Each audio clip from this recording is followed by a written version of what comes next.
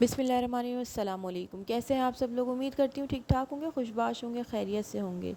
तो जनाब, चाहे आपको पकोड़े खाने हों, फ्राइज़ खाने हों, बर्गर खाना हो, कि चाहे आपने रोल पराठा बनाना हो, तो इन सब के लिए आपको ज़रूरत पड़ती है मीठी सी, खट्टी मीठी सी इमली की चटनी की। तो आज हम आपके लिए रेसिपी लेकर आए हैं इमली की चटनी की। तो सबसे पहले हमने एक पाव इमली ली है और एक पाव इमली को हमने पानी में भिगो दिया है। इसको अच्छे से पानी में भिगो दीजिए और ख़ूब मसल के इसका गूदा निकाल लीजिए। कोशिश कीजिएगा कि तैयारी से कबल आप आधा घंटा और 45 मिनट के लिए इमली को भिगो दें, ताकि उसका गूदा बेतहाशा नरम हो जाए और बहुत इजीली निकल जाए, बहुत अच्छे से निकल जाए। हमने तमाम इमली को अच्छे से दबा के उसका गूदा निकाल लेना है और उसके बाद उसको एक पैन में डालना है। तो सबसे पहले आपने गूदा तैयार करना है, यानी कि इमली का पल्प तैयार करना है। जब आप देखें कि उसका पानी काफ़ी थिक हो गया है, तो फिर आप उसको छन्नी की मदद से छान लीजिए। यहाँ पर हमने एक छन्नी ली है और तमाम गूदा हम इसके अंदर डाल रहे हैं और इसको एक छन्नी की मदद से छान लेंगे। आप पूरा जो गूदा है, पल्प है, वो उसके अंदर डाल दीजिए और छन्नी की मदद से अच्छे से, चम्मच की मदद से अच्छे से हिलाकर उसको दबा कर या हाथ की मदद से, जैसे भी आपको मुनासिब लगे, आप उस पल्प को अच्छी तरह से निकालिए।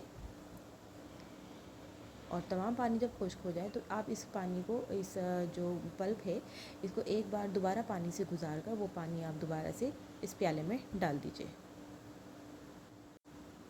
मुझे पल्प में काफ़ी जूस महसूस हो रहा था, इसलिए मैंने दोबारा उसे एक पानी से गुजारा है।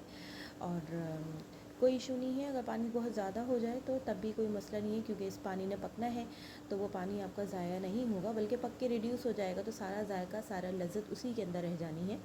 तो अगर आपको 1 से 2-3 बार भी आपको पल्प को पानी से गुजारना पड़े, तो आप उसको गुजारिए और छान कर वापस पानी इसी प्याले में डालिए जिसमें आपने इमली का पल्प डाला है। इसको अच्छे से छान लीजिएगा ताकि कचरा सारा ऊपर रह जाए, आपका कचरा नीचे नहीं आना चाहिए। जो इमली के छिलके वगैरह होते हैं गुठली के, एक पैन में हमने ये सारा पानी डाल दिया है। इसके बाद हम मसाला तैयार कर रहे हैं। अदरक का हमने छोटा सा टुकड़ा लिया है। इसके अलावा आप चाहें तो इसे क्रश कर लीजिए।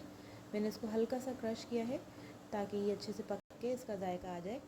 और मैंने इसके अंदर चीनी डाली है, 3 खाने के चमचे चीनी डाली है। इसके अलावा मैंने इसके अंदर 2 खाने के चमचे सौंफ डाले हैं, 2 खाने के चमचे मैंने इसके अंदर कुटी हुई मिर्चें डाली हैं और एक छोटा टुकड़ा मैंने अदरक का डाला है और एक छोटा टुकड़ा मैंने दालचीनी का डाला है। इसके अलावा एक पिंच आप नमक डाल दें, हस्बे ज़ायका, हस्बे ज़रूरत, टेस्ट के लिए। अब इसको हम अच्छे से पकाएंगे और बहुत सारा पकाने के बाद जब इसको ये बहुत ज़्यादा रिड्यूस हो जाए, तब आप देखें, अगर आपको कंसिस्टेंसी अच्छी लगती है, ठीक लगती है तो ठीक है, लेकिन अगर आपको सौंफ वगैरह काफ़ी ऊपर से नज़र आ रही है, तो आपने देखें उसको ग्राइंड कर लेना है, ब्लेंड कर लेना है। देखें, मैंने इतना पानी सुखा दिया उसका कि अब ये बड़ा थिक सा हो गया है और मैं इसको अब एक ब्लेंडर जार में डालकर पीसना चाहती हूँ, क्योंकि मुझे इसकी कंसिस्टेंसी बिल्कुल ही प्लेन चाहिए। ये मैंने पीस लिया है। अब देखें ये कितना प्यारा सा पेस्ट बन गया है, खूबसूरत सा, बहुत माशाल्लाह से, बहुत ही देखने में ही कितना डिलीशियस लग रहा है। बहुत ही प्यारा पेस्ट बना है इसका। ठीक है, ये अगर आपको भी थिक लग रहा है तो आप ये जो ब्लेंडर जार होता है, इसका जो पानी है, थोड़ा सा इसको खंगाल के डाल दीजिए, तो ये बड़े अच्छे से जो है आपका नॉर्मल सा टेक्सचर बन जाएगा, जो कि आप अच्छे से अपने रोल पराठे पर, बर्गर पर और दूसरी चीज़ों पर स्प्रेड कर सकते हैं। बहुत ही डिलीशियस बना है, बहुत ही जायकेदार है। ज़रूर ट्राई कीजिएगा। रेसिपी कैसी लगी ज़रूर बताइएगा, अपनी दुआओं में याद रखिएगा।